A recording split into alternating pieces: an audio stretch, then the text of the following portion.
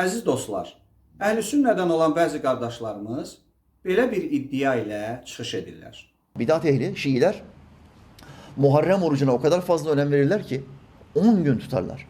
Muhammed Aleyhisselam ne diyor? 2 gün tutacaksın. Şiiler ne yapıyor? 10 gün tutuyorlar. Ramazan orucu tutuyorlar mı? Tutmuyorlar. Yahu Ramazan orucu farz. Sen tüm seneyi oruçlu geçirsen, Ramazan'da oruç tutmasan Allah sana azap eder. Çünkü farzı yerine getirmiyorsun. Allah bunu istemiyor. Şiiler her noktada sahabeye muhalefet etmek niyetinde oldukları için dini değiştirmişler. Muharrem orucunu Ramazan orucundan üstün tutmuşlardır. Halbuki Muhammed Aleyhisselam şöyle buyurdu. Ramazan orucundan sonra en üstün oruç Muharrem orucudur. Sıralamayı gördünüz mü? Farz, sünnet. Bunlar ne yaptı? Sünneti aldı, farza çıkarttılar. Şiilik acayip bir dindir. İslam dışı. Burada deyilənlərlə bağlı bir neçə məqama diqqət yetirək. Birinci məqam.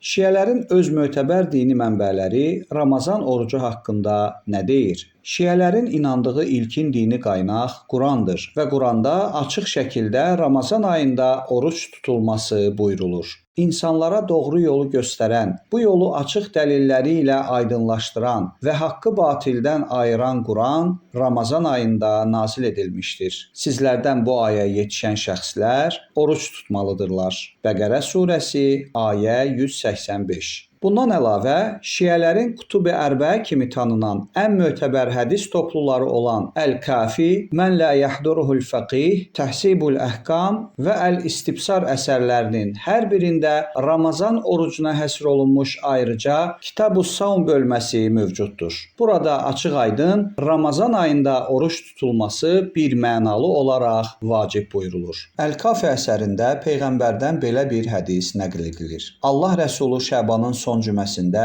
insanlara xütbə buyurdu. Allaha həmd səna edib ona təriflər söylədi və dedi: Ey insanlar, həqiqətən sizə elə bir ay kölgə salmışdır ki, onun içindəki bir gecə 1000 aydan xeyirlidir. O, Ramazan ayıdır. Allah onun orucunu vacib etmiştir. Əl-Kafi, cild 4, səhifə 66, Kitab-ı Savm, Ramazan ayının fəziləti babı, hədis 4. İmam Cəfər-i Sadiqdən nəql edilən və şiələr tərəfindən səhih sayılan hədislərdə Ramazan orucu nəinki vacib, hətta İslamın 5 şərtindən biri kimi təqdim olunur. Əl-Kafi, cild 2, Kitab-əl-İman vəl-Kufr, Buniyəl-İslam aləl-Xəms babı, hədis 3.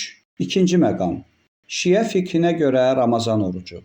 İlkin dövrlərdən günümüzədək Şiələrin bütün şəriət risalələrində oruca həsr olunmuş ayrıca As-Savm, oruc adlı bölmə ayrılır. Burada da açıq şəkildə Ramazan ayında oruç tutulmasının vacib olduğu, xəstə və səfərdə olanlar istisna olmaqla Ramazan ayında oruç tutmağın tərk edilməsinin haram olduğu açıq şəkildə qeyd edilir. Dediyimizə misal olaraq, müasir dövrümüzün şiə müştəhidlərinin şəriət risalələrinə müraciət edə bilərik. Məsələn, günümüzün məşhur şiə alimlərindən olan Ayətullah Seyyid Əli Sistaninin rəsmi fiqh kitabında açıq şəkildə Ramazan orucunun vacib olduğu bildirilir. Daha sonra orucun vacib olmasının şərtləri, qəzası, kəffarəsi və digər hökmləri geniş şəkildə izah edilir. Həmin risalədə hətta Ramazan ayında qəsdən orucu pozan şəxslərlə bağlı hökmlər ayrıca izah olunur. Bu mövqe istisnasız bütün şiə müştəhidlərinin fiqhi əsərlərində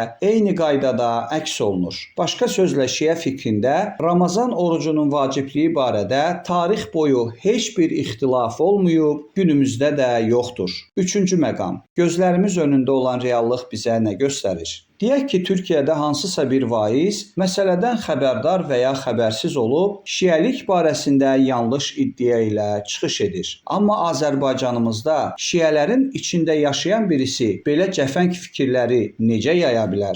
Əziz qardaşlar, gəlin nəzəri mübahisələri bir kənara qoyaq. Azərbaycanda yaşayan hər kəs bilir ki, inanclı şiələr də, inanclı sünnilər də hər il Ramazan ayında oruç tutur, iftar süfrələri açırlar. Şiələr də, sünnilər kimi sübh azanından gün batana qədər oruç tuturlar. Qədir gecələri keçirirlər. Ramazan ayı bitdikdə Fitr bayramı qeyd olunur. Axı bütün bunlar gizli deyil. Hər kəsin gözü qarşısında baş verir. Bunlar hər il milyonlarla insanın şahid olduğu sosial reallıqdır. Vaizin iddialarının tam əksinə şiələr arasında məhərrəm orucu tutmaq ənənəsi yayılmayıb. Belə olduğu halda şiələrin Ramazan ayında oruç tutmadığını iddia etmək nə elmi faktlarla, nə dini mənbələrlə, nə də gündəlik müşahidələrlə uyğun gəlir. Belə aşkar bir həqiqəti danmağın nə mənası var ki? Təəssüflər olsun ki, sünni vaiz bir qədər də irəliyə gedib şiələrin sübh və işa namazlarını qılmadığını da söylüyor.